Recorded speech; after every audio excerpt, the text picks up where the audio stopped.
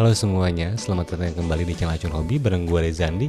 Nah, sebelum kita ngebahas lebih jauh soal konten kali ini, gue pengen share sedikit soal si channel Acun Hobi ini. Jadi channel Acun Hobi ini merupakan channel yang bakal ngebahas atau bakal sharing soal otomotif, soal teknologi dan produksi konten kreatif. So, kalau kalian punya interest atau hobi yang sama dengan hal-hal tersebut, boleh subscribe channel ini dan dapatkan info-info terupdate soal hal-hal tersebut.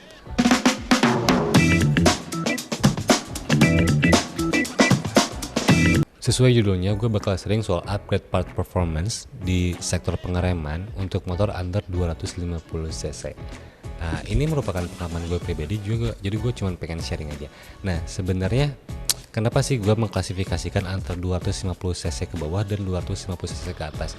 Karena gue pikir apa yang bakal gue sampaikan di video kali ini mungkin lebih relate atau lebih tepat untuk motor-motor under 250 cc. Soalnya kalau untuk 250 cc ke atas dia punya komponen yang lebih banyak atau berbeda dengan metode yang berbeda juga, berbeda dengan motor 250 cc ke bawah pada umumnya, karena rata-rata motor 250 cc ke bawah itu punya metode yang sama soal pengereman baik ABS ataupun non ABS. Sebelum kita belanja part-part aftermarket tersebut yang mau kita upgrade nih, ada baiknya kita juga harus tahu komponen utama dari si pengereman ini. Jadi yang pertama itu ada master rem dengan berbagai komponennya seperti lever, reservoir, lalu juga ada passer silindernya yang utamanya, lalu pindah ke selang rem, brake hose line, lalu ke bawahnya dia ke kaliper, lalu ada brake pads dan ada disc brake. Itu komponen utama. Oke, setelah kita mengetahui komponen utama di sektor pengereman, sekarang kita tinggal mikirin apa yang harus diganti di part-part tersebut, atau part mana yang paling pertama perlu diganti. Oke, yang pertama yang selalu gue lakuin itu gue selalu ganti selang remnya atau brake hose line-nya. Kenapa gue ngeganti brake hose line-nya pertama kali atau selang remnya? Karena gue pikir ini merupakan salah satu part yang emang berpengaruh secara signifikan. Walaupun gue belum ganti part-parts yang lainnya, jadi gue cuma ganti selang rem ini, selang rem racing yang materialnya beda. Dia langsung rasa signifikan perubahan, walaupun part lainnya, komponen lainnya itu masih menggunakan part dari pabrikan atau original. Secara cost juga sebenarnya selang rem ini nggak terlalu mahal, harganya masih terjangkau. Dia bisa start dari 150.000 per meter, itu yang mereknya mungkin dari Thailand ataupun yang lokal, atau malah yang performance-nya bagus atau paling bagus, atau nggak paling bagus sih, cuman dia di atas rata-rata kayak Hell.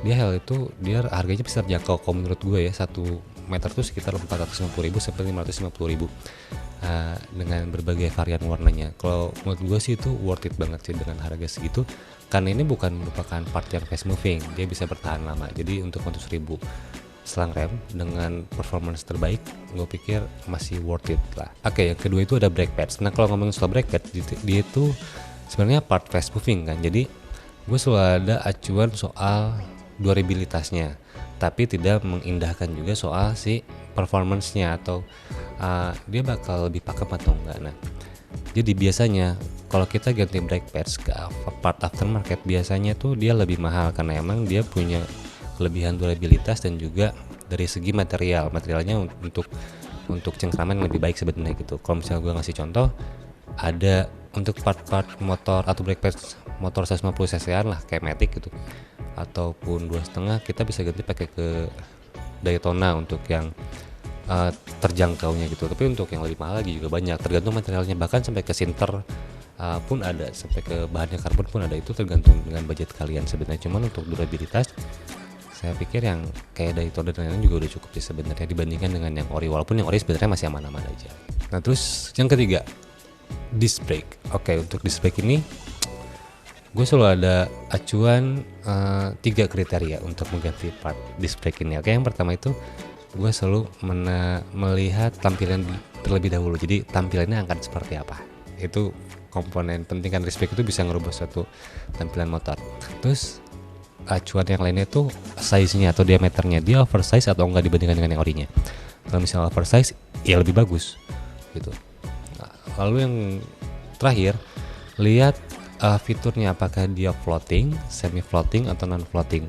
Untuk floating yang beneran floating ya mungkin harganya dia bisa mahal banget dengan material yang biasa ya, bukan materialnya yang karbon ataupun yang lain. Dia materialnya masih yang biasa, cuman dia floating tuh harganya pun udah lumayan sebenarnya gitu. Untuk yang floating beneran, bukan floating ala-ala. Nah itu jadi komponen-komponen, jadi acuan-acuan gue dalam memilih disc brake gitu. Nah kalau bisa ngelihat contoh dari yang gue pakai di motor PCX ini, gue pakai yang merek Bipro. Dia tuh gue pikir ini semi floating bukan full floating gitu. Diameternya sama karena gue belum nemu diameter yang lebih besar dibandingkan dengan original. Cuman so far ini oke sih gitu. Yang keempat, di sini ada master rem dan kaliper. Dua part ini selalu gue ganti secara bersamaan. Kenapa secara bersamaan? Karena sebenarnya gini, waktu kita upgrade kalipernya ke ukuran piston yang lebih besar ataupun ke jumlah piston yang lebih banyak, dia tuh membutuhkan power yang sesuai dari si master rem. Nah ini kenapa master rem ya pun harus diganti secara bersamaan. Kalau misalnya kita ganti kaliper tapi menggunakan master rem bawaan, kemungkinan besar dia tidak akan optimal dalam melakukan pengereman gitu, karena dia nggak bisa menyalurkan powernya sesuai gitu. Itu pendapat gue. Dan yang paling terakhir, jangan lupa bikin list part-part yang mau kalian beli. Ini merupakan hal yang penting kalau buat gue ya. Jadi gue selalu bikin list part-part apa yang mau gue beli di sektor pengereman misalnya gitu. Itu bisa kalian buat di buku ataupun di notes di HP gitu. Nah itu kalian bikin partnya mereknya apa sampai ke harga yang berapa biar kalian nggak over budget juga. Atau kalian bisa menyatukan dua opsi. Misalnya opsi pertamanya Brembo, opsi keduanya KTC misalnya gitu. Oke. Atau pakai cara lainnya, gue selalu bikin list di Tokopedia. Nah di situ juga sangat membantu karena gue bisa tracking harganya udah berubah atau belum, atau dapat diskon atau enggak. Jadi gue suka bikin list Tokopedia gitu. Kalau misalnya gue ada duit, itu tinggal dibeli. Jadi kalau misalnya nggak ada duit, anggaplah wishlist Tokopedia ini sebagai motivasi. Ini harus achieve metode, gue harus kebeli nih mas rem ini gitu.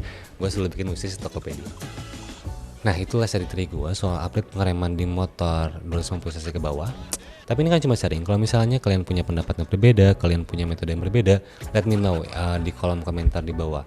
Untuk gue juga menambah referensi dalam memodifikasi motor. Oke. Last but not least, terima kasih sudah nonton video ini sampai akhir. Kalau misalnya kalian suka video ini, boleh like. Dan kalau misalnya bermanfaat, boleh share juga ke teman-teman yang lainnya. Oke, sampai jumpa di video selanjutnya.